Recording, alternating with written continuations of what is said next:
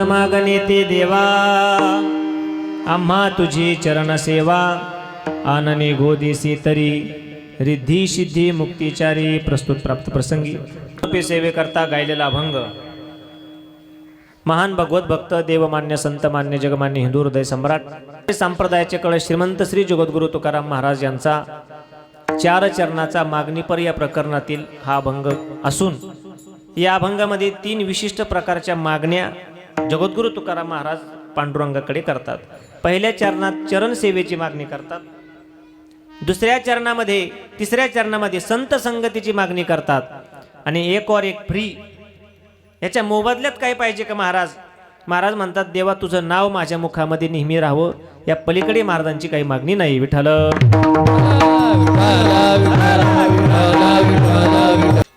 सालाबाद प्रमाणे याही वर्षी मोठ्या थाटामाटात उत्साहामध्ये आपल्या या वळद गावामध्ये आपला हा अखंड हरिनाम सप्ताह सुरुवात आहे। त्यानिमित्तानं आजची असणारी ही जागराची कीर्तन सेवा 6 दिवसापासून आपण मोठ्या प्रेमानं श्री समर्थ सद्गुरू किसनगिरी बाबा यांची जीवनचरित्र कथा श्रवण केलेली आहे।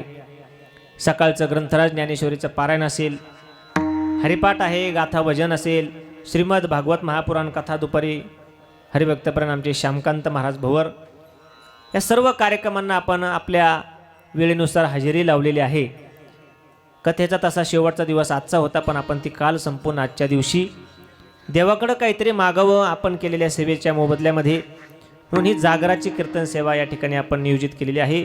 सर्व वळदगाव ग्रामस्थ मंडळी, अन्नदाते, सौजन्यदाते, सर्व क्षेत्रातील मंडळी या कार्यक्रमामध्ये सहभागी आहेत। सप्ताह कमिटी असेल, मग जुनी चालवलेले आदरणीय हरिभक्तपरायण दिगंबर अण्णा, नवीन तरुण युवक सर्व आलेले आमचे आप्पासाहेब भाऊ असतील, हरीश दादा असतील आणि सर्व त्यांचे सहकारी मंडळी जे आपण 8 दिवस पळपळ करताना बघितलेत, सर्वांच्या चरणी नतमस्तक होतो।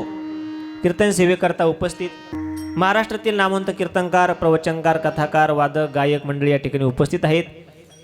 सुंदर आत्ता ज्यांनी चाल गायली आमच्या नेवासा तालुक्याचं भूषण युवा कीर्तनकार हरिभक्तपरायण सचिनजी महाराज पवरते हे या ठिकाणी 7 दिवसापासून उपस्थित आहेत।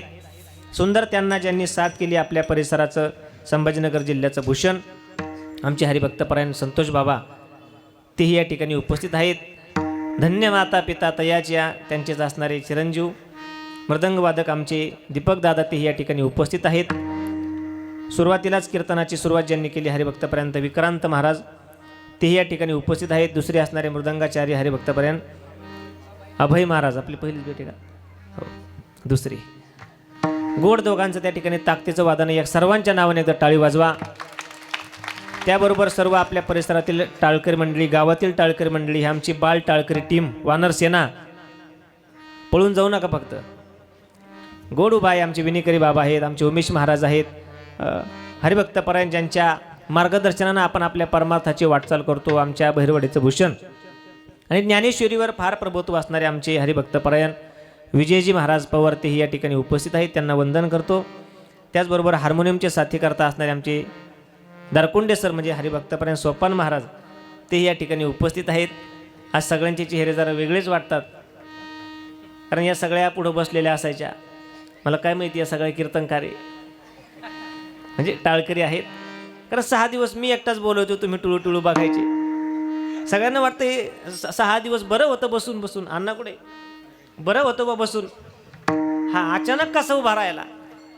पण चला थोडासा बदल म्हणून आपल्या सप्ताह कमिटीचीच त्या ठिकाणी मागणी घेऊन आज देवाकडे आपल्याला काहीतरी मागायचं आहे। शूटिंग करता आमच्या नेवासा तालुक्याचं भूषण, तालुक्यामध्ये जेव्हा मोठमोठे कार्यक्रम असतात, मोठमोठे कीर्तनकार मंडळी असतात, यात्रा महोत्सव असतात, काही स्टेजचे कार्यक्रम असतात ज्यांना शूटिंग करता बोलवलं जातं, आमचे हरिभक्तपरायण जगदीश भाऊ दळे मंडप तेही या ठिकाणी उपस्थित आहेत। या सप्ताहाला येणं केनं प्रकारानं मदत करणारी मंडळी, मग या मंडपामध्ये रांगोळी काढण्यापासून ते कीर्तनकार वाटे लावण्यापर्यंत जी दिवसभर सेवा केली जाते, भजन पूजन नामसंकीर्तन हरिपाठ काकडा, नंतर ज्ञानेश्वरी पारायण आहे, कुणी नाश्ता देत आहे, कुणी अन्नदान देत आहे, कुणी आपली पंगत बसली की 10-15 मिनिटात आपले तरुण मंडळी तयारच असतात वाढण्याकरता। स्वच्छताही झालेली असते, दुसऱ्या दिवशी फक्त आपण यायचं आणि परत बसायचं। या सगळ्यांना मी त्या ठिकाणी धन्यवाद देतो आणि यांच्या वतीनं आज आपल्याला परमात्म्याकडे काहीतरी मागायचे, आम्ही ही सेवा केली।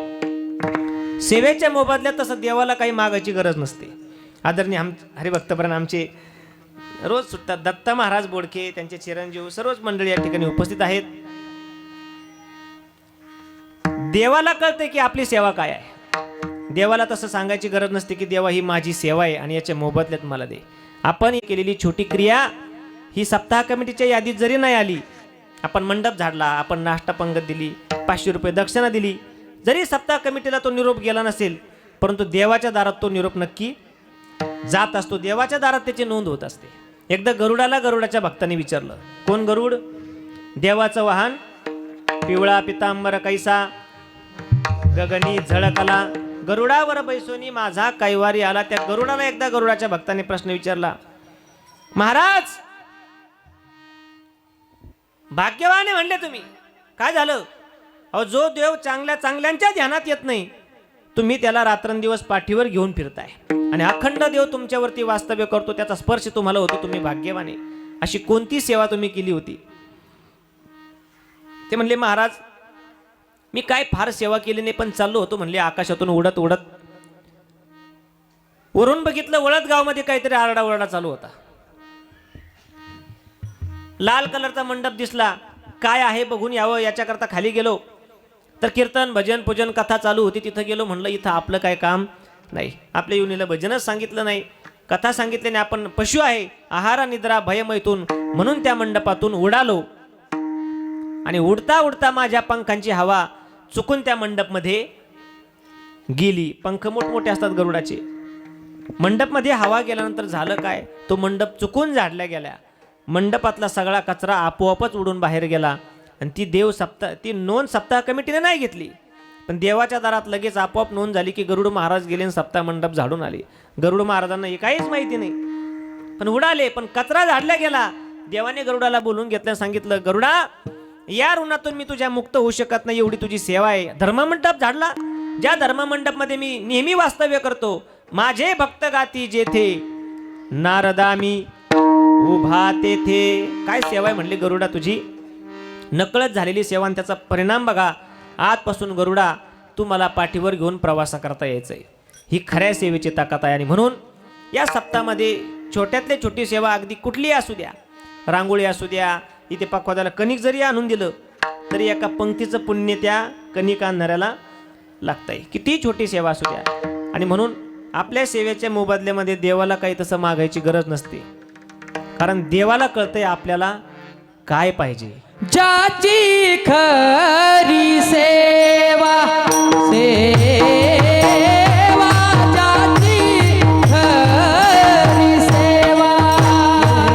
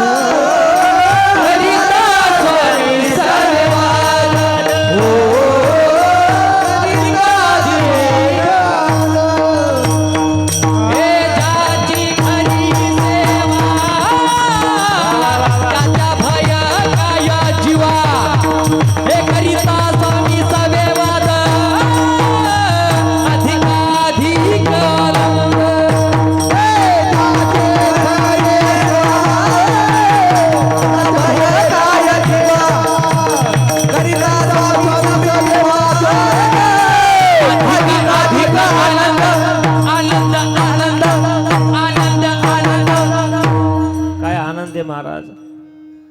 टाळी वाजवा एकदा सर्वांच्या नावाने. ज्याची खरी सेवा असेल तर देवाकडे काही मागायची गरज पडत नाही. देव आपोआपच देत असतो. कारण हा मंडप साधू संतांच्या आशीर्वादाने चालतो. हा धर्ममंडप आहे. आणि या धर्ममंडप मध्ये आल्यानंतर कोणी मोकळ्या हातानं कधी मागं जात, कीर्तनातून तो काहीतरी घेऊनच जातो. कोण काय घेऊन जातं? एखादा चाल घेऊन जातो भजनातली, एखादा आमच्या मृदंगाचार्यांचा बोल घेऊन जातो रेकॉर्डिंग करून, एखादा कीर्तनातला एखादा विनोद, एखादा दृष्टांत, एखादी ओवी, श्लोक काहीतरी घेऊन जातो. नाहीच काही नेता आलं तर निदान चप्पल तरी घेऊन जातो एखादी. पण चांगलं न्यायचं आपल्याला का? हा धर्ममंडप आहे, साधू संतांच्या आशीर्वादानं तयार झालेला. इथं आल्यानंतर मागावं लागत नाही. देती आलियासी दान, घातला दुकान, देती आलियासी दान. मागायची गरज पडत नाही. प्रत्येक जण एका वेगळ्या भावनेने इथे येतो. कोण कोणत्या भावनेने येतं? वैदिको वर्णमिच्छन्ति अर्थमिच्छन्ति पंडितः, गायको स्वरमिच्छन्ति टाळ घोष इतरे जनः. वैदिक असेल, ब्राह्मण काका असतील, त्यांना इथं आल्यानंतर ते फक्त एका गोष्टीकडे लक्ष देतात. कीर्तनकाराचे शब्द जर स्पष्ट आले नाही तर ते म्हणतात हा नक्कीच ब्राह्मण नाहीये. कारण त्यांच्या वर्णामध्ये स्पष्टतेला महत्त्व दिलं जातं. वैदिको वर्णमिच्छन्ति अर्थमिच्छन्ति पंडितः. पंडित म्हणजे कथाकार, कीर्तनकार, प्रवचनकार, भागवताचार्य हे जे काय असतात त्यांना प्रत्येकाला एक इच्छा असते की इथं आल्यानंतर दानदक्षिणा जरा चांगली मिळावी. म्हणजे माझं नाही सांगत. अर्थम इच्छन्ति पंडित. आपण जी पूजापाठ केलंय त्याच्या मोबदल्यात आपल्याला काहीतरी मिळावं. गायको स्वरम इच्छन्ति. जे गायक मंडळी असतात, मग आमच्या माता भगिनी असतील सर्व, किंवा लहान लहान मुलं आहे, थोडंफार गातात. त्यांना इच्छा असते की एखादी चाल नवीन आपल्याला ऐकायला भेटेल आणि ती चाल मी रेकॉर्डिंग केली की मग हे सगळे त्यांच्या घरी गेले की वर्षभर गावात माझी चाल दाखीन मी, भजनातली चाल. कारण ती गोळा केली त्याने निवडली, ती इथून घेऊन गेला. तो सगळं मोबाईलला शिकायला भेटत नाही, काही अनुभवानं सुद्धा शिकावं लागतं. आणि शेवटचा वर्ग ज्याला कुठंच काही कळत नाही, टाळ घोष इतर योजना, फक्त टाळाचा आवाज ऐकून त्या दिशेने येतात, कीर्तनात बसतात. मंडप चांगलं आहे बा, सिस्टीम चांगली आहे, त्याच्यावर बारदाना म्हणून टाकला असं, बाकीचे चर्चा करत बसतात. जरा चतुर असतात ते श्रोते. कॅमेरामॅन कुठले असते काय नो. या बाबाने 6 दिवस कथा सांगितली, लईच बारीक दिसतोय पण लईच आरडतोय. कीर्तनात त्यांचं ध्यान नसतं, पण दुसरीकडे ते त्यांचं मन पळवत असतात. कोणत्या जातीचा आसन बुवा? कोण? मी. काय करायचे त्या जातीचं? लग्न झालं आसन का? काय प्रश्न येतात कोणाच्या मनात? तसं माझं झालेलं आहे. आपलं दुःख कोणाला सांगू नये, पण सांगून जातो. विठ्ठल विठ्ठल प्रत्येक जण एका कुठल्या तरी भावनेने येतो की मला हे मिळावं. पण इथं आल्यानंतर मागण्याची गरज पडत नाही. प्रपंचातलं मागण्याची गरज पडत नाही, तर परमार्थातलं मागायचं कशाला? एक सावकार होते, जुना काळ. सावकार म्हणजे जुन्या काळातली बँक. आपल्या बाप दाद्याचं धन ज्यांनी जतन करून ठेवलं त्यांना म्हणतात सावकार. खायचे प्यायचे आपल्या त्या गल्ल्यावर दुकानावर बसून असायचे. आयुष्य गेलं, 150 किलो वजन झालं सावकाराचं. 150 किलो, 1.5 टन का क्विंटल? बोला साहेब, 150 किलो म्हणजे 1.5 क्विंटल एवढं वजन झालं. धर्मपत्नी म्हणली, अहो 6 दिवस कथा झाली, एकदा तरी मंडपकडे चक्कर मारला का? खाता पिता आजगारासारखे झोपून राहता. माणसं काय बोलतील भरोसा नाही, ते बाया काय बोलतील भरोसा नाही. मग काय करू? हे दुकान कोणी पाहायचं? अहो दुकान पाहते पोरं आता तयार झालेत. ते जा कधीतरी इथं कुठली तरी इच्छा ठेवून जा, उद्धाराच्या आशेनं का होय ना तिथं जा. आज 7वा दिवस हे कीर्तन आहे, जा तिथं 2-4 शब्द कानावर पडले तर तुमचा उद्धार होईल. हे बायकोने सांगितलं म्हणून सावकार कीर्तनाला आले. मोठा माणूस, श्रीमंत माणूस कीर्तनाला आला. बिजू बाबा अशी गर्दी होती, रस्ताच नाही सावकाराला यायला. आधीच तब्येत जरा चांगली होती. आणि मग सावकार आले, कीर्तनकार म्हणले या या, आले का या. असे पुढे आले, थोडा मान पान दिला. धनवंता लागी सर्व मान्यता आहे जी की या. सावकाराला माहितीच नाही कुठं बसावं लागतं आणि कसं बसावं लागतं, पाय पसरून बसावं लागतं का मांडी घालून आलेच नाही कधी. या या या, बसा बसा, तिथेच बसा. बसले का? हो बसलो बसलो बसलो. चालू झालं कीर्तन. रामकृष्ण हरी सुरू झाली. कधी कीर्तनाचा गंध नाही, आवड नाही, काय नाही. मस्त दोन्ही मृदंगाचार्याने स्वरात मृदंग लावून असा रामकृष्ण हरीचा 10 टाकला. सावकाराला लगेच झोप लागली, घोरायला लागले ते. कारण ज्याला घरी सुई पडल्यावर जाग येते तो कीर्तनात आल्यावर वाजायला लागलं की लगेच झोपतो आणि वाजायला थांबला का तो म्हणतो काय झालं रे, त्या नादात झोप लागते. सावकार झोपले, कीर्तन झालं 2 तास आणि चौबदारांनी आमच्या दोघा चौबदारांनी उठवलं त्यांना. उठा सावकार, झालं कीर्तन, एवढ्या लवकर 2 तास झोपले तुम्ही. बरोबर निघाले सावकार जगदीश भाऊ. निघाल्यानंतर चौबदार म्हणले चालले का, चाललो म्हणले. उद्या येणार आहे का, येतो म्हणले. घरी गेले आणि बायकोने 9:30 वाजता विचारलं का हो 70 वर्षाच्या आयुष्यात पहिल्यांदा कीर्तनाला गेले, काय घेऊन आले. ते म्हणले गेल्या गेल्याच मी ऐकलं म्हणले, ते कीर्तनात ऐकलं. काय, ते म्हणले या सावकार. म्हणजे त्यांनी तुम्हाला आवाज दिला का, हो. काय म्हणले, आले का, या म्हणले. पुढे म्हणले बसले का, बसा. यायला लावलं, बसायला लावलं. अहो पण महाराज कुठले होते, कीर्तनाचा अभंग कोणता होता, चाल, भजन, पूजन, एखाद्या संतांचं चरित्र, विनोद, दृष्टांत काहीतरी पुढे ऐकले असेल ना 2 तासात. माफ कर म्हणले, मला झोप लागली, माझा पाप आडवा आला असेल. म्हणजे 2 तासात तुम्ही 2 शब्द घेऊन घरी आले. आले का या आणि बसले का. नाही नाही म्हणले सावकार आहे मी, कीर्तन झाल्यावर निघालो म्हणले, झोप लागली होती. ते चौबदार म्हणले चालले का, आले का या, बसले का बसा, चालले का जा, उद्या येणार आहे का. असे 2-4 शब्द सांगितले. धर्मपत्नी म्हणले जाऊ द्या, ज्याचा कटळा त्याचा वानुळा, घेणं देणं, येड्याच्या खिशाला 3-3 पेनं. कशाला घरी म्हणले, गेले ना कीर्तनाला, जाऊ द्या म्हणले. उद्या गेले तर नक्की काहीतरी चांगलं घेऊन येतील, पण आज त्यांना त्याच्यामध्ये रमवून देऊ.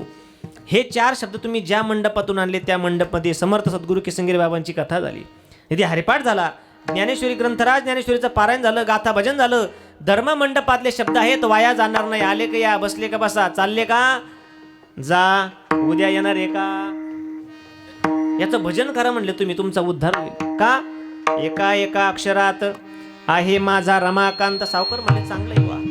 सावकाराने बाज टाकली मस्त गार हवेला आणि भजन चालू केलं.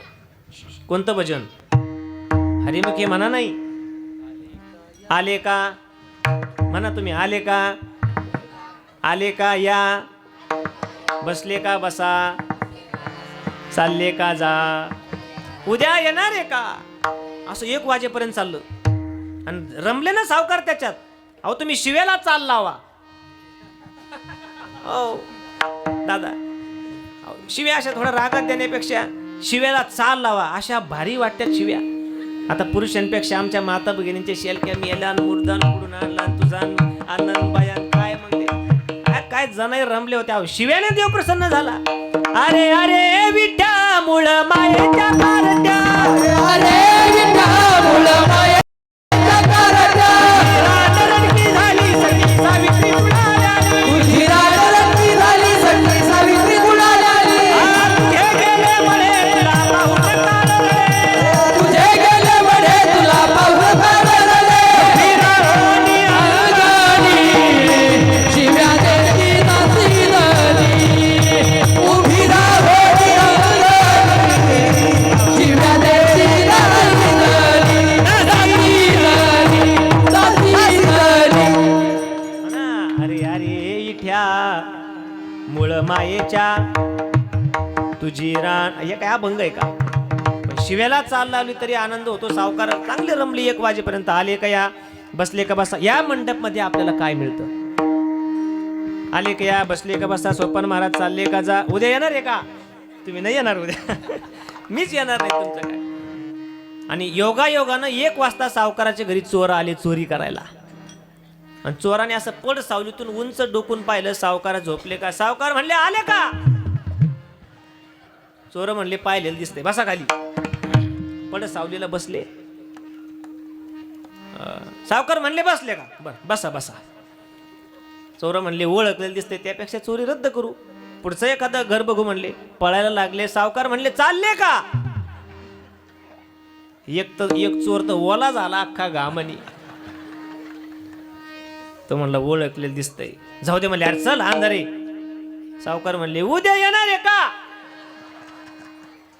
पाहता काय यू टर्न घेतला त्यांनी. झाला चला म्हणले, किती मोठा माणूस असेल, किती मोठा गुन्हा असू द्या, पाय धरले की सगळे गुन्हे माफ होतात. त्यापेक्षा सावकाराचे पाय धरले, पळतच गेले. सावकार सावकार गडबडून उठले. कोण तुम्ही म्हणणार तर सावकार माफ करा बुवा, तुमच्या घरी चोरीचं धाडस केलं, परत तुमच्या घरी येणार नाही, मुलाबाळा करता करावं लागतं, आमचं नाव उद्या काय पंच कमिटीमध्ये घेऊ नका, त्याच्यामुळे एवढं हे कालचं गठुडं तुम्हाला राहू द्या. सावकार म्हणले काय आहे त्याच्यात? म्हणले कालच्या चोरीचा सगळा माल आहे. किती आहे? म्हणले 50 तोळे. काय भाव आहे? 1,50,000. 25. हा 1,60,000 हा? 1,68,000. आता कमी कमी जास्त. सावकाराचे डोळे पांढरे झाले. 50 तोळे सोनं. पण काय घेणं नाही देणं नाही. इकडे भजन वेगळं चालू, तिकडे ते चोर चालू. आधी पांढरे झाले, नंतर पिवळे झाले. 24 कॅरेटचं सोनं होतं ते. आणि गेले चोर. चला तुमचं नाव कुठं काय घेणार नाही. 1:30 वाजता सावकारानं धर्मपत्नीला उठवलं. अगं उठ, हा नरदेह काय झोपाय करता मिळाला?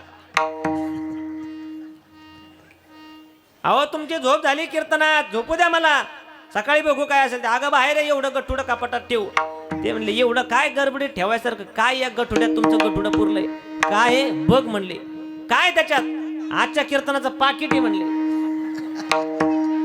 मग झालेला सगळा प्रकार सांगितला आणि एका सामान्य घरातल्या स्त्रीने मालकाला, नवऱ्याला सांगितलं. साध्या आशेने गेले होते कीर्तन ऐकायला, फक्त जप करत बसले तर हे धन मिळालं. जेव्हा ज्ञानोबराय तुकोबराय भेटावी अशी इच्छा ठेवून जातात, तेव्हा ज्ञानोबराय तुकोबराय तुम्हाला एखाद्या लहान लेकरात दिसतील. देव दिसेल लेकरात. कधी कोणाला उपासना घडेल आणि कधी कोणाला देव भेटेल सांगता येत नाही. आपण बाबांचं संपूर्ण चरित्र ऐकलं. 5 वर्ष वयापासून साधनेला लागले, एवढं मोठं संस्थान तयार झालं. कुणाला वाटलं असेल शबरी कुळात भिल्ला कुळात जन्माला येऊन हे सगळं घडेल, पण नाही. लहानपणापासून ती साधना असावी लागते. या एखाद्या लहान लेकरं जे उभा राहिले बघा, आता थोडी गडबड करतात. हा त्याला चिमटा घेतो, तो त्याला चिमटा घेतो. तो म्हणतो पंक्तीला तू कुठं बसणार आहे, मला पण थोडी जागा ठेव, मी तोवर पाण्याची बाटली घेऊन येतो. त्यांना काय नाही, पण इथं आले ते देवी. लहान मुले बोला, मी ऐकायला कमी, मला बहिरवाडीच आहे मी. लहान मुले देवा घरची फुले, आणि ही मोठाली मुले ही काय निळू फुले का? ते अवघड राहते.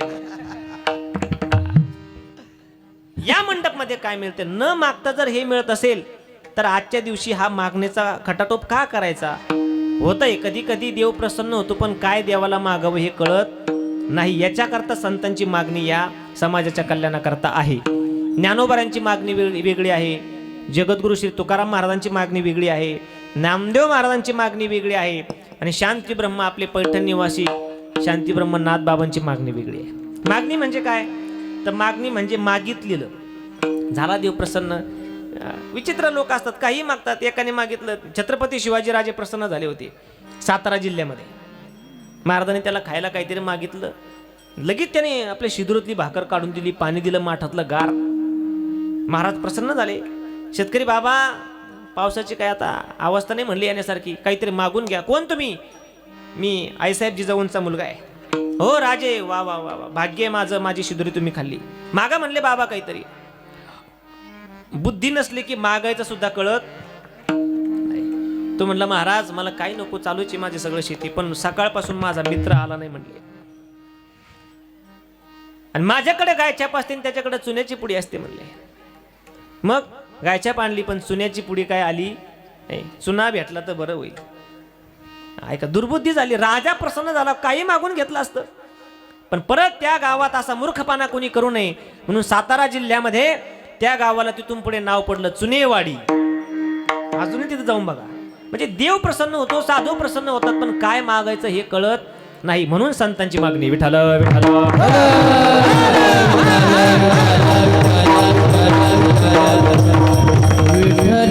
ज्ञानेश्वर महाराजांनी 9,000 ओव्याचा ज्ञानेश्वरीचा ग्रंथ जगाला दान दिला. आणि गुरु प्रसन्न झाल्यानंतर किंवा गुरुला विचारलं तुम्ही माझ्यावर प्रसन्न असाल तर मला काही मागणं द्या. आता विश्वात्मके देवे येणे वाघ यज्ञ तोषावे तोषोनी, तुम्ही प्रसन्न असाल तर मला द्या, बळच देऊ नका. काय पाहिजे ज्ञाना तुला? म्हणजे मला काही नको, पण ज्यांनी ज्यांनी आपल्याला त्रास दिला, जे समाजात त्रास देतात, ते सगळे जे खळ आहे, वाकडे माणसं आहे, वाईट विचाराचे आहेत, त्यांचा वाकडेपणा निघून जावा.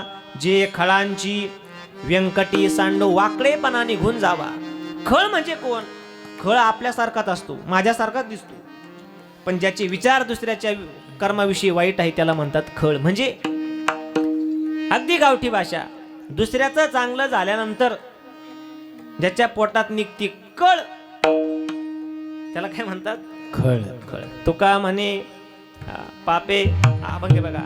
अनेकांच्या घाते ज्यांची निवतील चित्ते त्याची ओळख हवे पापी. मग ज्ञानोबा सांगतात त्याला मारून जमणार नाही. मग माझी एवढी मागणी की त्याच्यातला दृष्टपणा निघून जावा, मग तो चांगलाच आहे. आणि ज्ञानोबऱ्यांच्या मागणीचा प्रभाव या जगावरती झाला, या महाराष्ट्रावरती, भारतावरती झाला. ज्यांचा त्यांचा खळपणा गेला, ज्यांनी माऊलींना त्रास दिला. माऊलींची छोटी बहीण आहे साहेब मुक्ताई, मांडे भाजण्याकरता खापर पाहिजे होतं, खापर घ्यायला गेल्या आणि विसोबा खाचऱ्यांनी मुक्ताईच्या तोंडात आणली. खळ होता म्हणून. पण जेव्हा माऊलीची मागणी सार्थक झाली, खळपणा निघून गेला आणि तेच विसोबा खेचर नामदेव महाराजांचे गुरु झाले. हा माऊलींच्या मागणीचा प्रभाव आहे. एकेकाळ त्रास देणारा माणूस नामदेव महाराजांसारख्याचा गुरु होऊ शकतो. कोण नामदेव महाराज? भक्त शिरोमणी नामदेव महाराज जी अखंड देवापाशी राहतात. पहिलं कीर्तन केलं नामदेव रायांनी.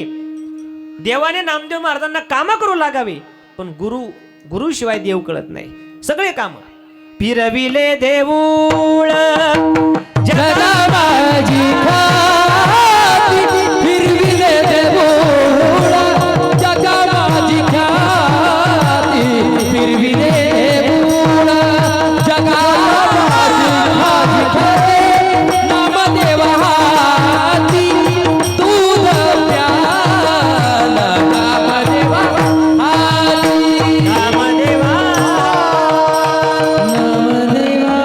अखंड देव ज्यांच्या बरोबर देहरूपानं राहत होता, पण त्यांना गुरु नव्हते.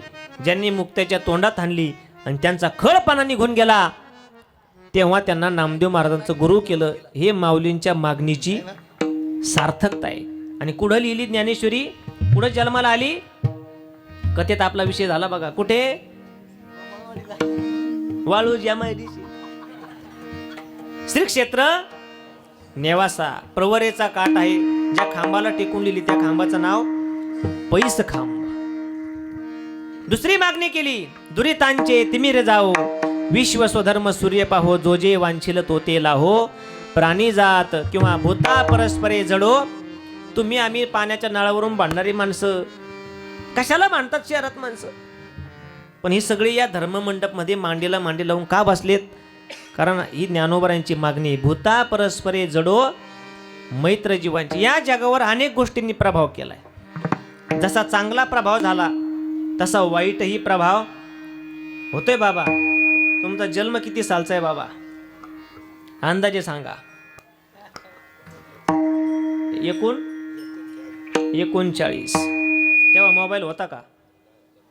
कशाचा मोबाईल बाबा म्हणते.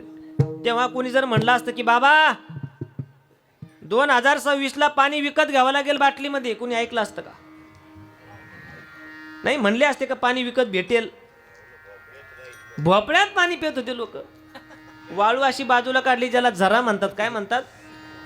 कुठं पाणी प्यायचे, चांगलं वातावरण असायचं. पण त्या काळात ते पटलं नसतं. हा काळाचा झालेला प्रभावी. असं एखादं यंत्रणी गेलं की इथून आवाज दिला का मुंबईला एका सेकंदात आवाज जाईल, असं कोणी म्हणलं असतं तर बावळं टेक काय तू. पण चांगल्या आणि वाईट गोष्टीचा प्रभाव या काळावर होतो. मागे मागे चित्रपट निघाले. हिंदू धर्माचा स्वाभिमान, आपला राजा या देशाकरता कसं बलिदान देतो याच्यावर चित्रपट निघाला. चित्रपटाचं नाव होतं छावा. आणि असा चित्रपट निघाला की आपल्या राजाचं बलिदान पुढच्या सगळ्या तरुण पिढींना कळावं आणि पुढची तरुण पिढी जागृत व्हावी हिंदू धर्माकरता. त्याकरता तो चित्रपट गावगाव पडद्यावर दाखवण्यात आला. हा चांगल्या चित्रपटाचा प्रभाव आहे. टीव्हीचा झालेला प्रभाव आहे, मोबाईलचा झालेला प्रभाव आहे. आणि त्या चित्रपटानं आपला हिंदू समाज जागा झाला. 18 पगड जाती, मांग, महार, चांभार, साळी, कोळी, धनगर हे सगळे एकत्र आले. का? ते रक्त जे सांडलं ते प्रपंचाकरता नाही सांडलेलं, ते रक्त या देशाकरता सांडलेलं आहे. हा झालेला चांगला प्रभाव आहे. पण त्याच्या आधी 1.5-2 वर्षापूर्वी अजून एक चित्रपट निघाला साऊथचा. साऊथ म्हणजे दुसऱ्या राज्यातला. त्याच्यात हिरो एक बघा, त्याची दाढी वाढलेली असते, एक चप्पल काढतो, एक असा खांदा वाकडा असतो त्याचा. बाबू भैया कोणता चित्रपट आहे? आणि तो हिरो असा दाढीला हात फिरवतो बघा. पुष्पा. वा वारकरी. पुष्पा. त्याचा डायलॉग काय असतो? मैं झुकेगा नाही साला. जुन्या लोकांना नाही माहिती ती आता. पण त्याच्यावर त्या एवढ्या बालवयात त्याच्यावर प्रभाव वाढला. झाला. माझ्यासारख्या एका तरुणाने तो चित्रपट एवढ्या वेळा पाहिला, त्याला आवडला असेल. कोणाला काय आवडेल कोणाला काय आवडेल सांगतात नाही. कोई किसी में मगन, कोई किसी में मगन, जिसका हुआ लगन वो उसी में मगन. अवघड आहे. त्याने 50 वेळा चित्रपट पाहिला आणि चित्रपट पाहिल्यानंतर तो म्हणला या हिरोला आपल्याला भेटणं शक्य नाही, पण याची मिमिक्री आपल्याला करायची. त्याच्यावर त्या चित्रपटाचा प्रभाव झाला. तो हिरो सारखा राहण्याचा प्रयत्न करू लागला. या काळात त्याच्यासारखी दाढी वाढवली, त्याच्यासारखी केस वाढवले, तसा कटिंगचा कट मारला, तसा शर्ट घालू लागला, एक चप्पल काढून चालू लागला, एक खांदा वर धरून चालू लागला, दाढी वाढवली ना असा हात फिरवत चालायचा. गावातल्या सगळ्याला कळालं की हा पुष्पाचा कोण आहे, फॅन आहे. फॅन त्यालाच मरणाचं गरमत होतं, पण पुष्पाचा फॅन येतो. मग गावातल्या लोकांना माहित होतं याच्यावर प्रभाव झालाय. तो गेला मामाच्या गावाला. मामाची आई म्हणजे त्याच्या आईची आई ती म्हणली भाऊ काही आजारी का तू? नाही. मग खांद्याला कसं लागल्यासारखं झालं? नाही म्हणले आजी काय नाही झालं. बरं घे आंघोळ करून घे. त्याने जरा फ्रेश वगैरे झाला, कपडे घातले आणि ते खांदा वर ठेवण्याच्या नादात त्याच्या शर्टच्या गुंड्या खालवर लागल्या. खालची गुंडी वरच्या काजाला, खालची गुंडी वरच्या काजाला. खांदा त्याला वर ठेवण्याची गरज पडली नाही, तो आपोआपच असं वर तरायला. शर्ट तिरका झाला. बाहेर आला. आजी म्हणली आला तेव्हा जरा थोडासा कमी होता, पण आता एक अर्ध अंग थोडंसं वाकडंच दिसतंय बाई मला. नक्की याच्या अंगून वारं गेलं का काय काय मी. आणि म्हातारीने लगेच त्याला न सांगता शेजारी गेली, म्हणली भाऊ संभाजीनगरला फोन कर का माझ्या नाताच्या अंगून वारं गेलं. अर्धांग वायू झाला त्याला, पॅरेलेस झाला. पॅरेलेस हो म्हणले. लगे ॲम्ब्युलन्स आली, त्याला गाडीत टाकलं. तो म्हणला अहो मला काय झालं नाही. नाही म्हणजे लोक असं म्हणत असतात, पण ते समोरच्याला जाणवत असतं. तिथं नेलं, त्याला मशीनमध्ये घातलं, स्कॅन केलं अख्खं शरीर. हा हसत होता, बोलत होता, चालत होता, डोळे चांगले सगळं, फक्त खांदा वाकडा. आता याला झालंच काय नाही म्हणून मशीनने काहीच रिपोर्ट दिला नाही, क्लीन रिपोर्ट दिला. याला काही झालं नाही. नाही म्हणले ते डॉक्टर म्हणले मशीनने सुद्धा रिपोर्ट दिला नाही. असा कोणता रोग आहे? इथं नाही जमणार, तुम्ही नगरला जाऊ द्या. नगरला नेलं. नगरवाले म्हणले कुठून आणलं? संभाजीनगर, फार मोठा दवाखाना आहे, पुण्याला जाऊ द्या म्हणले. पुण्यावाल्याला तोपर्यंत हा रिपोर्ट गेला होता. ते म्हणले आमचे डॉक्टर म्हणले दीपक डॉक्टर, त्यांनी सांगितलं पेशंट हसतंय, सगळं केलं तर व्यवस्थित, पण अर्धांग वायूची शक्यता आहे. पण आम्ही चेक केलं काय नाही, याला तुम्ही दवाखान्यात वेळ घालू नका, थोडंसं याला हाडवैद्याकडे जाऊ द्या. हाडवैद्याकडे म्हणजे हे मालिश वगैरे करतात. पुणतांब्याला आहे आशा केंद्र, काय म्हणतात त्याला, आशा केंद्र. मग त्याला पुण्यावरून पुणतांब्याला घेऊन आले. हा सगळा फेरा पुण्याहून पुणतांब्याला आणलं. ते हाडवैद्याने लगेच पाहिलं. ते काय मशीन थोडं ते स्कॅन करायचं. त्याने पाहिल्या आल्या आल्या गुंड्या वाकड्या. तो म्हणला हे खांदा का वर धरला? तो म्हणला झुकेगा नाही साला. पुष्पा पाहिला का? तो म्हणला हो पाहिला. तो म्हणला नक्की याच्यावर या वाईट चित्रपटाचा प्रभाव झाला. या काळानुसार मुलं काही करतात. मुलाची कटिंग सुद्धा बघा आता, टीव्हीत बघून मुलं कसे कटिंग करायला लागले. इकडून सगळा डांबरी रस्ता, इकडून सगळं डांबरीकरण आणि वर कोथिंबीरीचा वाफा. फॅशन काळाचा प्रभाव आहे. जुन्या काळात 5 रुपये द्यायची, पोत्यावर बसायचं आणि म्हैस बाजराच्या वस्त्रेने हे चंपी आणायची. हाच कट होता, गांधी कट. पण काळाचा प्रभाव होत असतो, चांगल्या वाईट गोष्टीचा प्रभाव होतो. तो डॉक्टर म्हणला त्या हाडवैद्य आजी याला काय झालं नाही, घाबरू नका. काय घाबरू नका, सकाळपासून पाहते म्हणले वाकडा त्याचा खांदा. आजी काय झालं नाही, त्याच्यावर चित्रपटाचा प्रभाव झाला. म्हणजे तुम्हाला नाही कळणार, तो नीट होईल म्हणले. मग त्याला कोणतं इंजेक्शन द्यावं लागेल आजी म्हणली. ते म्हणले त्याच्या कमरात लात घाला, त्याच्या गुंड्या तुटल्या का तो आपोआपच सरळ होतो. विनोद सोडा आता. चांगल्याही चित्रपटाचा प्रभाव झाला आणि वाईटही चित्रपटाचा प्रभाव झाला. आमचे गुरुवारे शांतीब्रह्म देवगडचे बाबा सांगत असतात, आपल्या तरुण मुलांची बुद्धी कमी करायची, यांची ऊर्जा कमी करायची, यांचं ब्रह्मचर्य कमी करायचं म्हणून परप्रांतीयांनी आपल्या महाराष्ट्रात भारतात 2 शत्रू पाठवलेत वाईट प्रभाव करण्याकरता. एक म्हणजे फॅशन आणि एक म्हणजे व्यसन दारू. 22 आणि 16 आणि 15 वर्षाचा मुलगा दारू पितो आणि 60 वर्षाचा बाप हरिपाठ करतो. लाज वाटली पाहिजे मुलाला. पण तो म्हणतो नाही प्यावी लागते म्हणतो, त्याच्याशिवाय मला जरा करमत नाही. तुम्हाला काय कळणार आहे माझ्या मागं किती टेन्शन आहे. तुझ्या मागं टेन्शन म्हणून तू 1 बाटली पितो. मोदी साहेब मागं किती टेन्शन असेल, त्यांनी किती पिली पाहिजे. महाराज त्यांचं नका सांगू, त्यांनी सगळ्या भारताला सांगितलंय पेत जा म्हणून. म्हणलं कधी? भाषणाच्या सुरुवातीला सांगितलंय, मेरे प्यारे देशवासियो प्या म्हणले, प्या दारू प्या असं म्हणले कधी.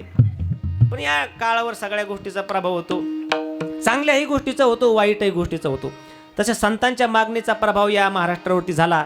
जे रामेश्वर भट्ट खळ होते, एकेकाळ तुकाराम महाराजांचं चरित्र भ्रष्ट व्हावं म्हणून वाईट काम करणारी स्त्री महाराजांच्या एकांतात त्या ठिकाणी महाराजांकडे पाठवली. महाराज म्हणले, बाई हे काम नाही होऊ शकत. जाई होतो माते न करी सायास, आम्ही विष्णुदास तैसे नव्ह. पण ते रामेश्वर भट्ट जेव्हा खळपणा निघून गेला तर तुकोबरायांची आरती केली. याच्या पलीकडे ते सांगतात, तुका विष्णू नाही तुझ्या म्हणे रामेश्वर भट्ट द्विजा, तुका विष्णू नाही तुझ्या खळपणाचा गेल्याचा पुरावा आहे. जे मांबाजीबा तुकाराम महाराजांना काठीला मारत होते ते मांबाजीबा आज खळपणा निघून गेला. तर 14 तुकोबरांचे जे टाळकरी आहेत त्या 14 टाळकऱ्यांमध्ये मंबाजीबोचं नाव घेतल्याशिवाय यादी पूर्ण होत नाही. जे खळांची व्यंकटी सांडो संतांच्या मागणीचा या जगावर प्रभाव झाला. म्हणून ज्ञानोबरांची मागणी वेगळी आहे. नामदेव महाराजांनी विचारलं, अहो नामदेव बाबा, पांडुरंग परमात्मा म्हणतात मागा काहीतरी, काय पाहिजे तुम्हाला? मला काही नको बा, पण आमची ही 2 गोड मृदंग वादक मृदंग वाजवतात, रात्रंदिवस फिरतात, ही सर्व गायक मंडळी रात्रंदिवस प्रवास करतात, हे पुढं 2-4 विद्यार्थी घडवतील, माझं नाव घेत राहतील पांडुरंग परमात्म्याचं, मग यांना काही होऊ देऊ नको बघा बाबा, सुखरूप ठेव यांना सुख. अकल्पायुष भावे तया कुळा, अकल्पायुष भावे तया कुळा, माझी आस करा हरीच्या दासा, माझी आस करा हरीच्या दासा, माझी आस करा हरीच्या दासा, माझी आस करा हरीच्या दासा, तुझ्या भावे दया कुळा, कल्पनेची बहारा हो हो रे हारे, कल्पनेची बहारा हो रे हारे, यमन मंडळी दुनिया असो. या सगळ्या आमच्या वारकऱ्यांना भरपूर आयुष्य मिळू दे, ही नामदेवरायांची मागणी आहे. शांती ब्रह्मनाथ बाबा सांगतात, संत संग देई, संत संग देई अनेक प्रवाही, वाईट संगतीत जाऊ नको देव देवा. पण तुकोबरायांची मागणी जागा वेगळी आहे. वारीचा पवित्र दिवस आहे.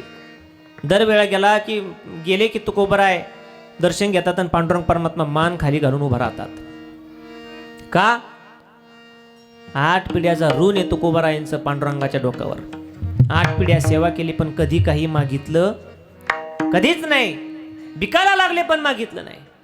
आज देव म्हणतात मागा मागा मागा मागा. बऱ्याच वेळ लावलं मागा मागा मागा. तुकोबरा म्हणतात, देवा आम्ही मोठी माणसं आहे, आम्ही श्रीमंत जरी नसलो तरी आम्ही मोठी माणसं आहे, आणि मोठी माणसं परंपरा सोडत काही मागणेही आम्हा अनुचित, वडिलांची रीत जाणत असो. जीव गेला तरी चालेल, पण आमच्या बाप दाद्यांनी मरेपर्यंत जी गोष्ट केली नाही ती आम्ही परत कधी करणार अजिबात नाही. शब्द जीव गेला तरी चालेल. आम्ही कोणत्या वंशातले आहोत? रघुकुल रीती सदा चली आई, प्राण जाय पर वचन न जाई. नाही लागत देवा तुझं काही. अहो महाराज मागा, विटेवर उभा राहता येईना मला. ओझ झालंय पिढ्याचं, 8 पिढ्याचं. बऱ्याच वेळ मागा मागा म्हणल्यानंतर तुकाराम महाराज सांगतात, देवा मागितलं असतं पण तुझ्या दारात तो न्याय मिळत नाही. तू देतो म्हणले थोडंफार, पण घेताना एवढं घेतो की भगवान जब देता है तो छप्पर फाड़ के देता है. भगवान जब देता है तो पाठे का मन छप्पर फाड़ के देता है. म्हणून स्लॅबचे घर बांधू नका. तो छप्पर फाडून आपल्याला टाकतो. स्लॅब कसा फाडू शकतो? त्याने आपल्याला काही टाकलं की ते चेंडू सारखं कुदत शेजारच्या घरात जातं. भगवान जब देता है तो छप्पर फाड़ के देता है, लेकिन जब लेता है तो चमड़ी उधाड़ के लेता है. देवा घेसी तेव्हा देसी. अरे कृपाने तू घेतो देतो एवढं एवढं, घेताना असं घेतो की म्हणले काय दिलंय कुणाला तू? अहो मी बिभीषणाला लंका दिली महाराज, ध्रुव बाळाला आढळपद दिलंय, उपमन्यूला दुधाचा समुद्र दिला. तुकोबाराय म्हणतात, देवा तुझ्यासारखा कृपण मी पाहिला नाही. उपमन्यूला दुधाचा सागर दिला, पण आईचं 6 महिने दूध पाजण्याऐवजी पिठाचं पाणी पाजलं तू. ध्रुव बाळाला आढळपद दिलंय, काय करतो? त्याला बापाची मांडी पाहिजे होती पण नाही दिली. आणि बिभीषणाला लंका दिली. खरी सेवा होती आपल्या हनुमंतरायाची. उदाहरण बघितलं आपण. लंका दिली बिभीषणाला, हनुमंतासी तेल दिले. खऱ्या तुझ्या दारात खऱ्याला न्याय मिळत नाही म्हणले. धुंद झाला तुझा दरबार,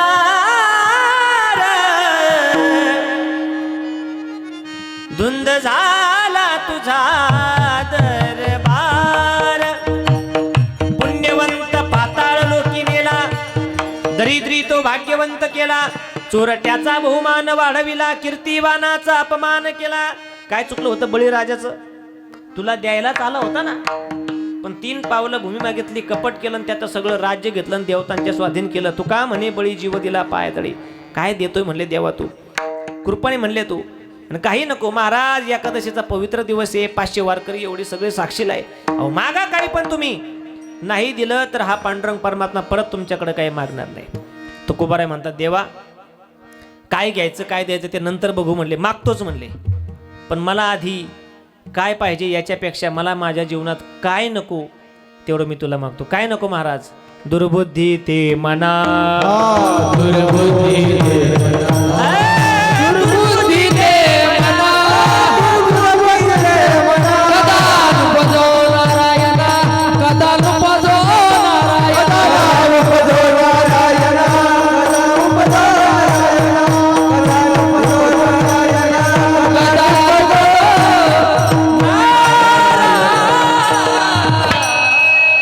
देवा आम्ही आमच्या बुद्धीनं तुझ्या चरणाशी लागून राहू, परमार्थ करत राहू, पण कधी दुर्बुद्धी मनामध्ये येऊ नको. देवा तुझ्या मुलाला दुर्बुद्धी झाली. सांब देवाचा मुलगा सांब, त्याला दुर्बुद्धी झाली. साधूच्या गळ्यात साप टाकला आणि यादव कुळाचा नाश करून घेतला. द्रौपदी आईला स्त्रियांना दुर्बुद्धी होते. कधी एकत्र कुटुंब असेल तर काय बोलावं कधी कधी स्त्रियांना कळत नाही. द्रौपदी आईला दुर्बुद्धी झाली. आंधळ्याची मुलं, आंधळे एक वाक्य गेलं आणि महाभारत घडलं. देवा ही दुर्बुद्धी मला हो देऊ नको. नाही तर कधी कधी देव प्रसन्न होतो, पण काय मागावं याची अक्कल नसते आपल्याला. एकाला देव प्रसन्न झाला भल्या हिवाळ्यात, होत नाही पण झाला प्रसन्न त्याला. बोल बघता काय पाहिजे. माणसं विचित्र असते.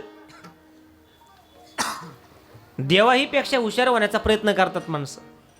ते म्हातारा ते म्हणले देवा काय नको म्हणले, पण असं वाटतंय नातवाच्या डोक्यावर राजछत्र बघावं. काय? नातवाच्या डोक्यावर राजछत्र पाहायचंय. या म्हाताऱ्याला राहायला घर नाही, आणि तो म्हणतो माझ्या नातवाला राजा करा. चॅप्टर असतात म्हातारे, कळून देत नाही. एक म्हातारी बाई एसटीत गेली. इकडे एसटी असते का? बस पंढरपूर संभाजीनगर. एसटीमध्ये बसली म्हातारी, 3 नातवाला घेऊन गेली. कंडक्टर म्हणला आजी तिकीट फाडा. तिकीट भाऊ काढ ना माझं तिकीट. तुमचं काढलं आजी. या 3 पोरांचं सुद्धा तिकीट काढावं लागेल. भाऊ ते लहान आहे. कशाचे लहान? वय सांगा. आजीला वाटलं तिकीटच वाचवायचं तर मग करू काहीतरी. म्हातारे म्हणली ली भाऊ लहान्याचं 4. कंडक्टर मामा लहान्याचं 4, मधल्याचं 4.5. बर ठीक. तिसऱ्याचं 5. कंडक्टरच्या हातातलं मशीन असं थर थर थर थर कापायला लागलं. आजी तू तिकीट नको काढू, पण खोटं नको बोलू. काय खोटं बोलले मी? एकाचं 4, एकाचं 4.5, एकाचं 5. आजी तू खोटं बोलू नको, तिकीट नको काढू. या बघ तुझ्या पाया पडतो. बाबा मी खोटं नाही बोलत. आजी खोटं का बोला ना, पण खोटं बोलताना तरी 9 महिन्याचं अंतर ठेव. 4, 4.5, 5. आजी म्हणते मी आल्या ते मधलं शेजारीच आहे. असे लोक चॅप्टर देवाला हुशार करायला पाहतात.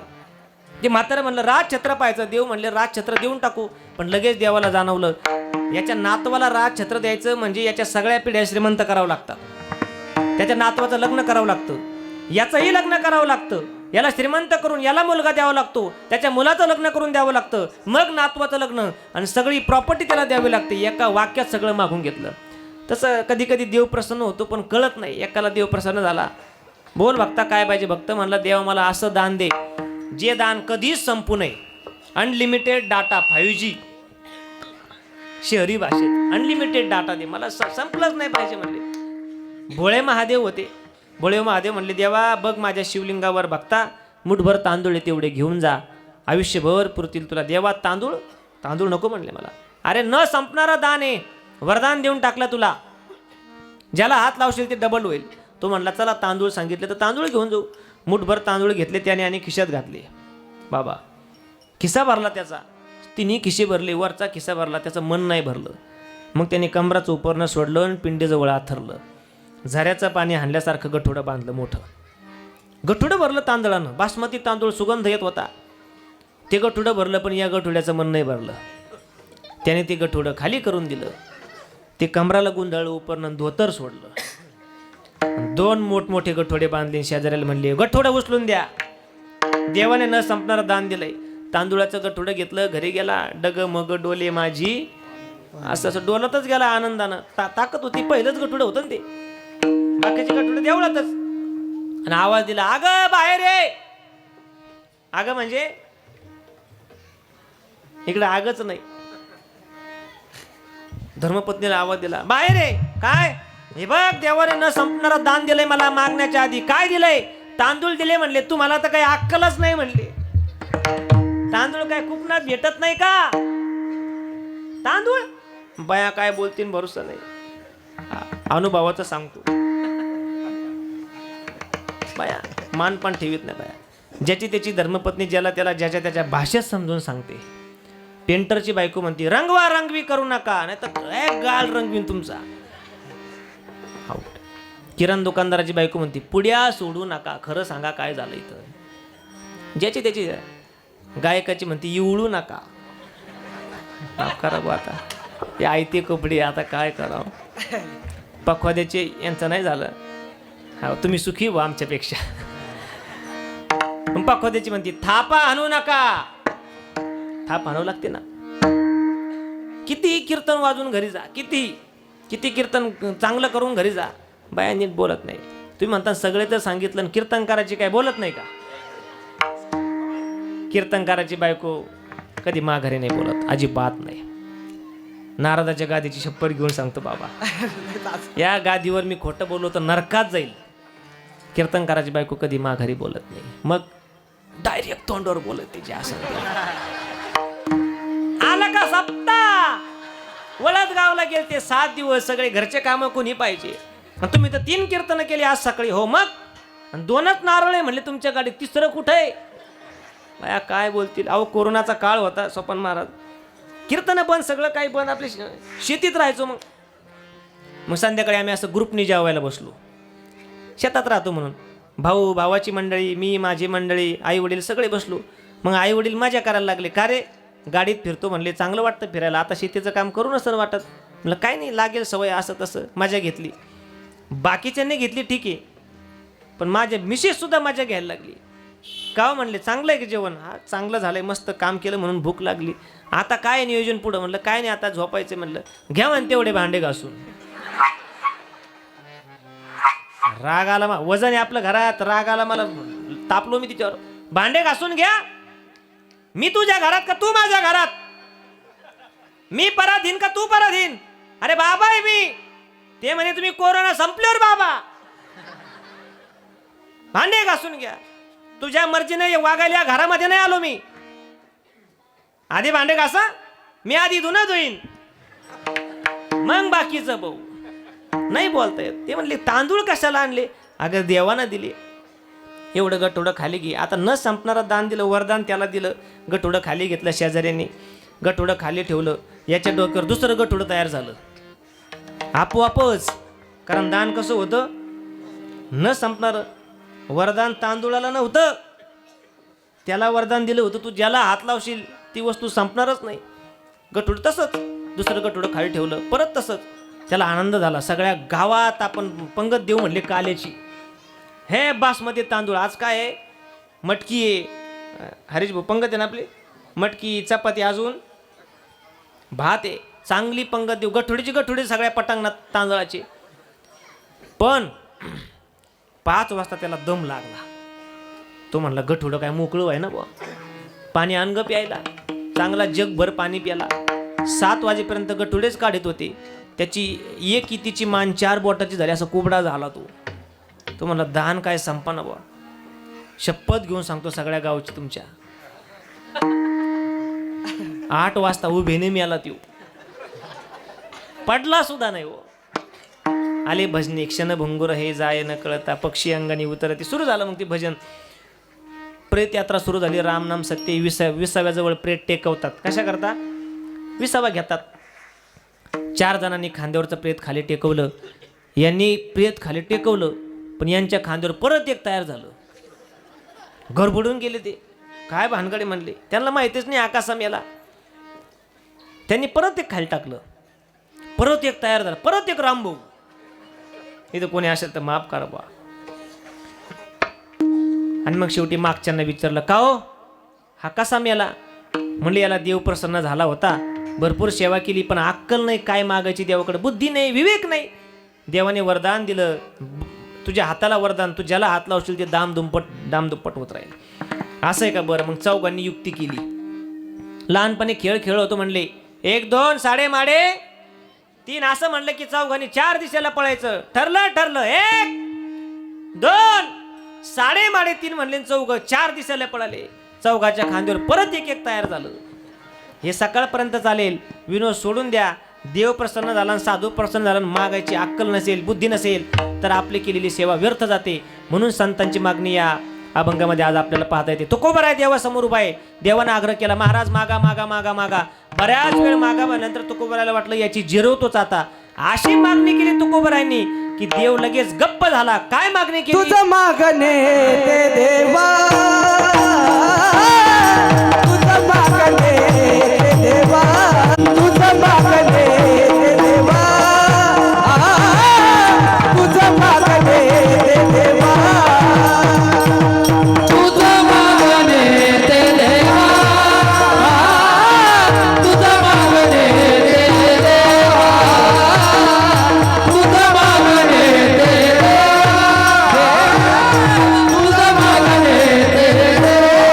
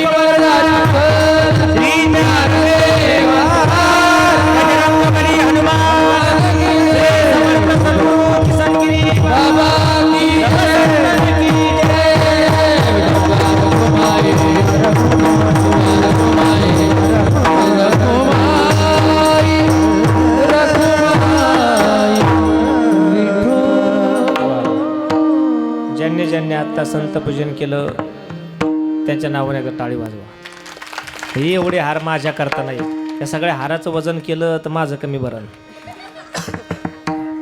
आणि सगळे या गादीचं कौतुक आहे. ज्यांचं नाव आम्ही घेतो, ज्ञानोबा आहे, तुकोबा आहे, तुमचं प्रेम आहे म्हणून. आता काय फक्त सर्व वळदगाव ग्रामस्थांना धन्यवाद देतो की 7 दिवस तुम्ही आम्हाला लेकरासारखं सांभाळलं. वा. कथेमध्ये एखादा शब्द चुकला असेल माफ करा. तुमच्या वतीनं आज देवाकडे मागणी करू. तुकोबाराय म्हणतात, तुझं मागणे ते देवा, आम्हा तुझी चरण सेवा. विठ्ठल विठ्ठल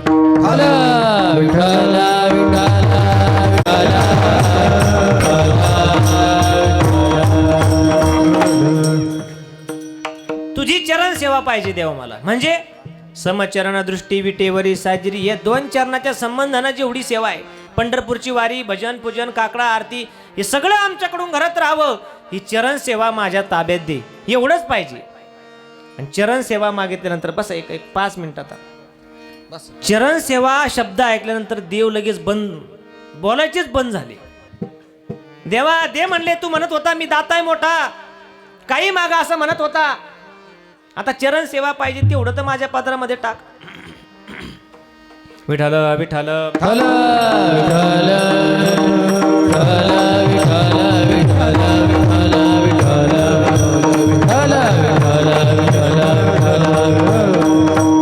कीर्तन संपलं अजून. बसा खाली बसा.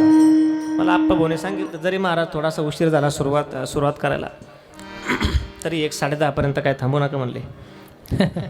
नाही 10-15 मिनिटात आपण थांबणार आहे. जरी उशीर झाला तरी बसून घ्या. एक चरण सेवा शब्द ऐकल्यानंतर देव शांत झाले. देव म्हणले तुकोबाराय नाही देऊ शकत. अरे देवा तू मोठा आहे, ब्रह्मांडाचा धनी आहे, सगळं काही देऊ शकतो तू. नाही म्हणले महाराज बाकीचं काही देऊ शकतो पण ही चरण सेवा देऊ शकत नाही. का? अरे महाराज माझ्याकडे असती तर तुम्हाला दिली असती. तुम्ही मला काहीतरी मागायचंय, मागणीचे काही नियम असतात. ज्याने ती एखादी वस्तू मागितली त्याला त्या वस्तूची गरज पाहिजे. ज्याला मागितली त्याच्याकडे ती उपलब्ध पाहिजे. ज्याला द्यायची त्याची ती देण्याची इच्छा पाहिजे. आणि ज्याला दिली त्याला त्या वस्तूची गरज पाहिजे. विठ्ठल विठ्ठल महाराज तुम्हाला त्या वस्तूची गरज आहे पण मी तुम्हाला चरण सेवा देऊ शकत नाही. का? अहो ती माझ्याकडे नाहीच. मग पाय लक्ष्मीचे हाती, लक्ष्मीचे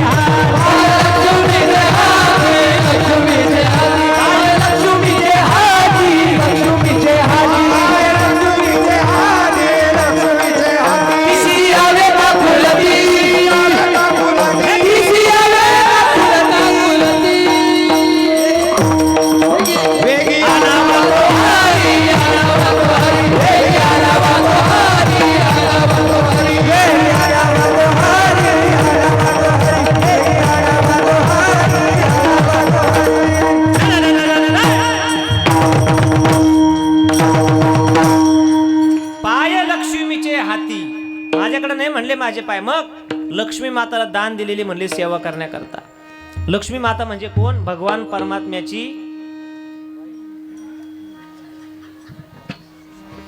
अहो तुम्ही लक्ष्मी आहे सगळ्या. तुम्ही बोला ना, तुम्ही लक्ष्मी आहे कधी? जेव्हा तुम्ही तुमच्या मालकाला विष्णू मानता, म्हणजे भगवान नारायण. आपण म्हणतो ना लक्ष्मी नारायण भगवान, की नारायण म्हणजे पाण्यात राहणारा, त्याचं घर पाण्यात आहे म्हणून नारायण. तुम्ही मालकाला विष्णू मानलं तर तुम्ही लक्ष्मी. तर त्यांची चरण सेवा तुम्हाला. तुम्ही त्यांना विष्णू ऐवजी विषाणू मानत असल्या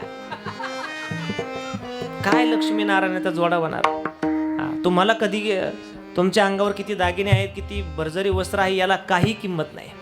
तुमच्या कपाळावर जर तुमचे धनी असतील तर तुम्हाला किंमत आहे. इकडं सुवासिनी भोजन होतं की इकडे सुवासिनी भोजन सवसनी जेव घालते का? हा असं असं कळतं बा. शहरात गेलो का थोडं शुद्ध बोलावं लागतं असं म्हणतात. आपल्याच लेकी बळे असतात शहरात, तरी कोण ग्रामीण भागातल्या. पण त्या थोडंसं शहरात 4-5 महिने राहिल्या शेजारी पाजारीची भाषा ऐकतात, लगेच गावाकडे जाऊन एका मथुरीवर वजन आणतात. म्हातारीपाशी बसतात आणि लगेच ती तरुण मुलगी आपल्या नवऱ्याच्या गप्पा, आमचे हेणं आमचे तेणं. अशी बाजारात गेली की बाजारातून येताना कणसे घेऊन येतात. कणसे. आपली धर्मपत्नी कधी बाजारातून येताना कणसे, आमचे हेणं. म्हातारी म्हणली आमचे हेणं ना आमचे तेणं कोण? आजी तुमचा नातू माझे मालक आमचे हे मग आमचे हे ना आमचे ते ना काय करतंय कितका वेळा लहानपणी धुतलंय म्हणले त्याचं मी त्या म्हातारीला काय करायचं तो किती मोठा झाला तरी शुद्ध भाषा नाही त्याला. सुवासिनी भोजन सवासनी जेव घालतात. सवासनी जेव घालण्याकरता कुणाला बोलवतात? हा नाही यांना सांगू कुणाला बोलवतात? सवासनीलाच बोलतेत पण कोणाला बोलवतात? स्त्रियांना बोलवतात. कोणत्या स्त्रियांना? लहान मुलीला बोलवतात का? लग्न न झालेल्या त्या वेगळ्या नवरात्रातल्या देव्या कोणाचं हे काय काढतात ते असं सुकून काढलं शिंगव्याच्या देवीचं निघालं मग मुली जीव घालतात. नवनाथांना लहान लहान मुलं बोलवतात. सुवासिनी भोजनाकरता सौभाग्यवती स्त्रीला बोलवलं जातं. जिच्या कपाळावर मालक आहेत तिचे मालक जिवंत नाही तिला सुवासिनी भोजनाला बोलवत. तुम्हाला किंमत कधी? जेव्हा तुमची विष्णूची चरण सेवा चालू आहे तुमच्या कपाळावर धनी आहे पण आता धनी कपाळावर राहिला नाही. धनी ट्रान्सलेट झाला का? कुकू उतत होतं.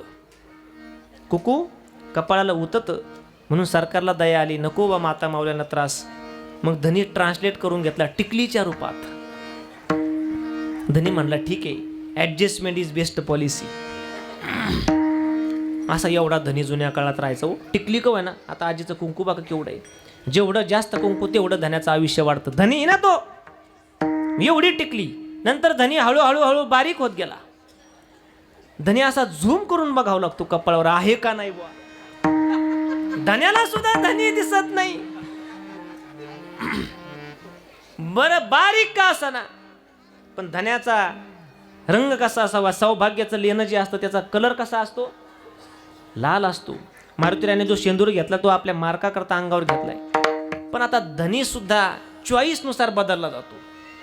हिरवी साडी हिरवा धनी, पांढरी साडी पांढरा धनी, पिवळी साडी पिवळा धनी मालक.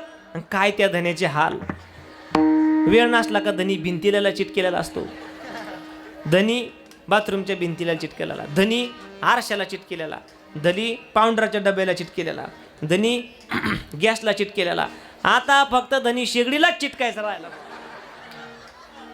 आणि तो धनी म्हणतो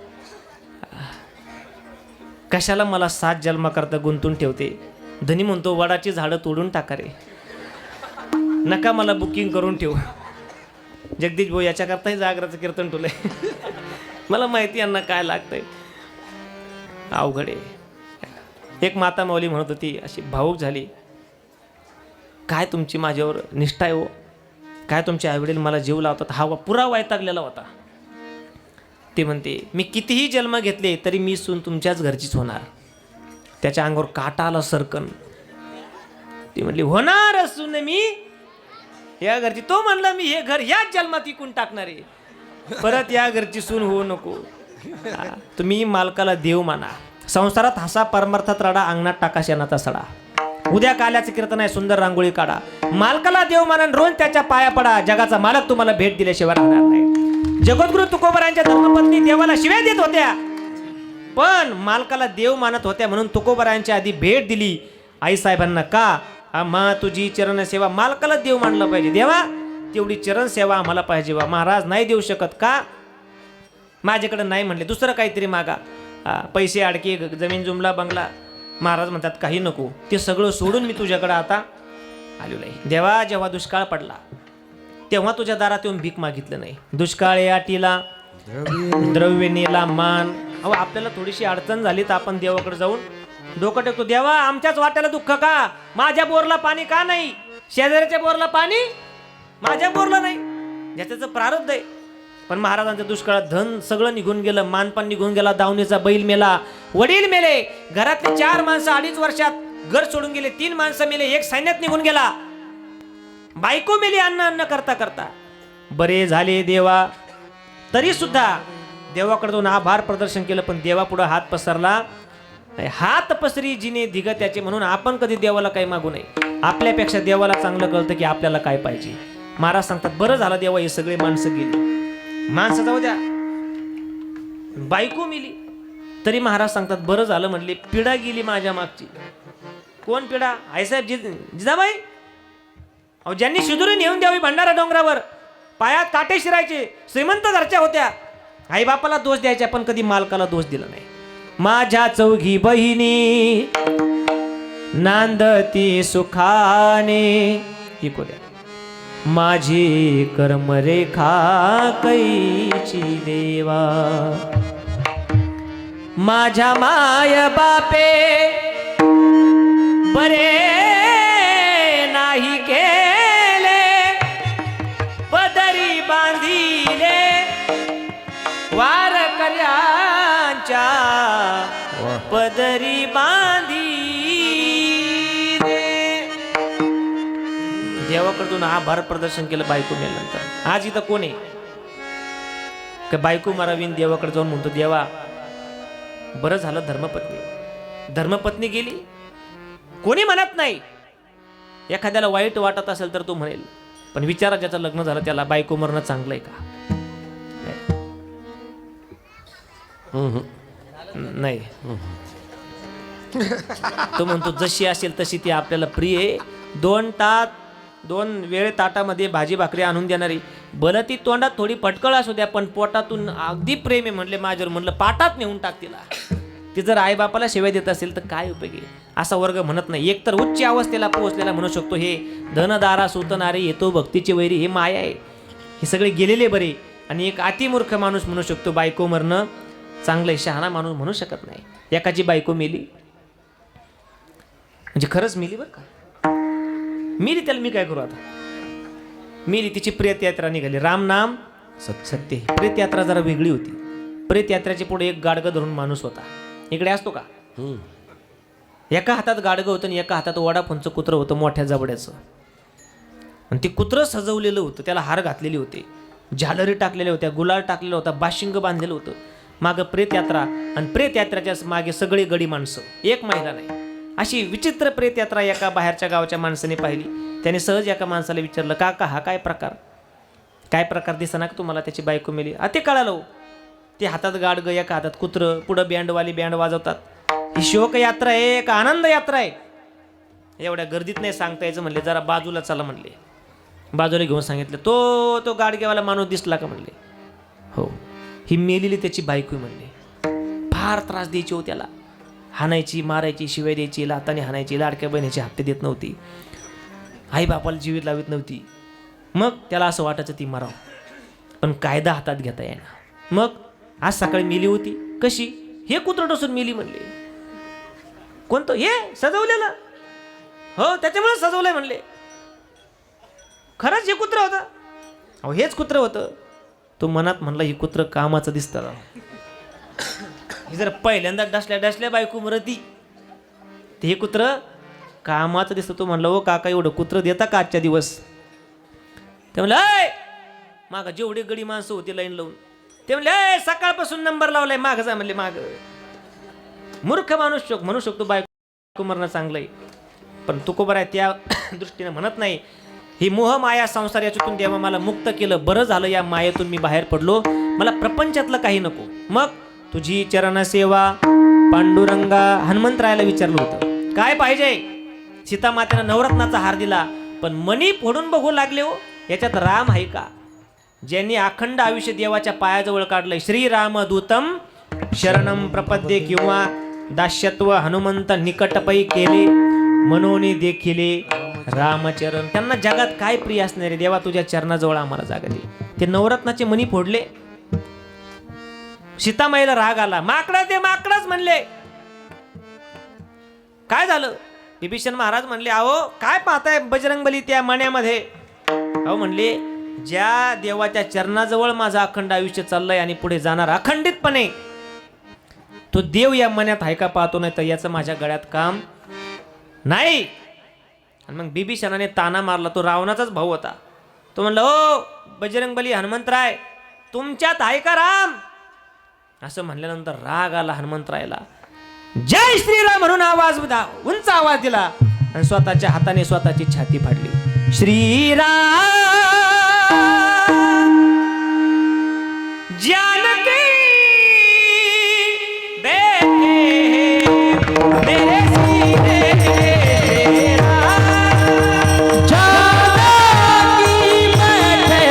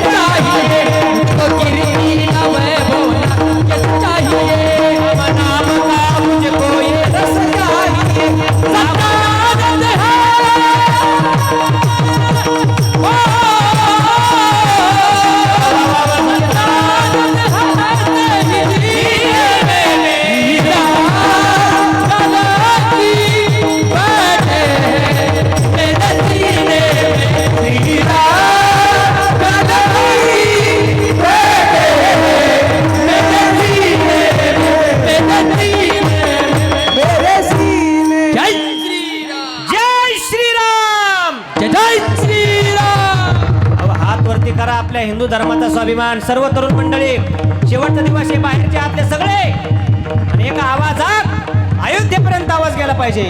जय श्रीराम, जय श्रीराम, जय श्रीराम, जय श्रीराम, छत्रपती शिवाजी महाराज की जय, धर्मवीर संभाजी महाराज की नमः पार्वती माता, हर हर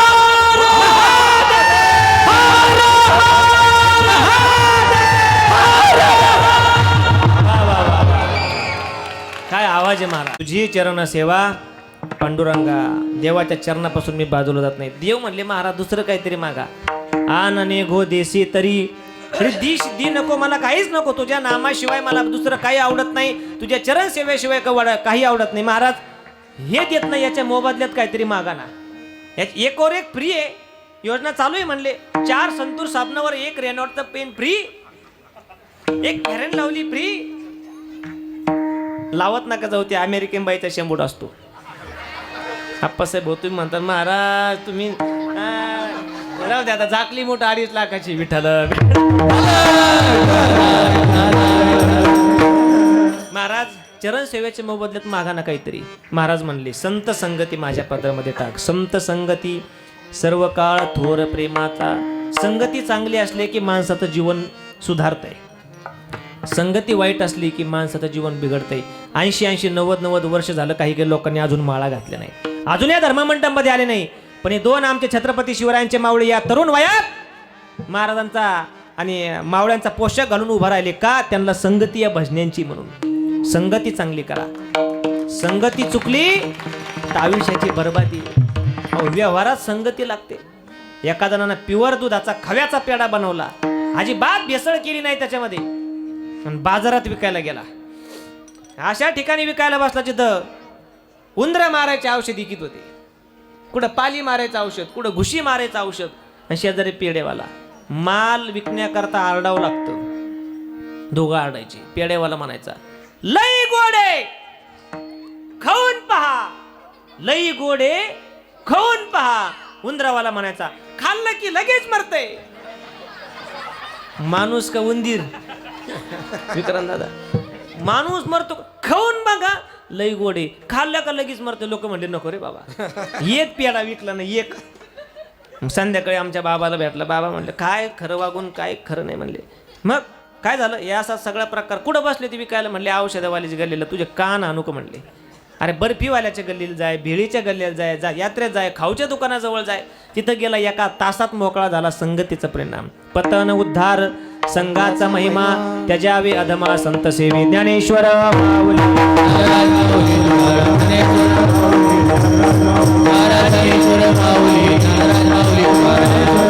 अजून पाहिजे का? काही नको देवा, हे सगळं ज्याच्यामुळं मिळालं, तुझं नाव माझ्या मुखामध्ये नेहमी राहावं. महाराज अभंगाच्या शेवटच्या तुका म्हण, तुका म्हणे राम, तुका म्हणे राम, तुका म्हणे राम,